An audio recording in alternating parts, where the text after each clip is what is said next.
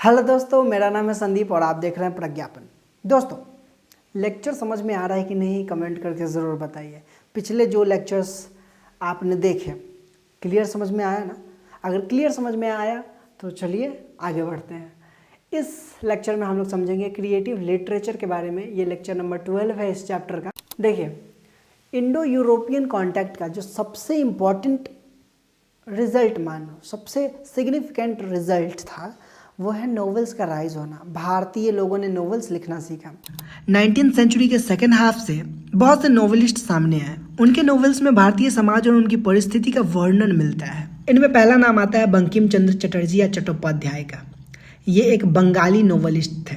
उनके एक नॉवल आनंद मठ में वंदे मातरम लिखा गया है, जो कि हमारी राष्ट्रीय गीत है। आनंद मठ नॉवल में ही 1760s के सन्यासी रिवोल्ट का भी जिक्र मिलता है और यही चीज़ें आनंद मठ को खास बनाते हैं। राजसिम्हा बंकिम चंद्र चटर्जी का लास्ट नॉवल तो था, लेकिन इसे हम उनके पूरे करियर का ग्रैंड फिनाले कह सकते हैं। इच्छाराम सूर्याराम देसाई का नॉवल हिंद आने ब्रिटेनिया उनकी पहली नॉवल थी। ये नॉवल भारत के अर्लीस्ट नॉवेल्स में से एक है जिसमें पॉलिटिकल ओवरटोन देखने को मिलता है, मतलब राजनीति का जिक्र मिलता है।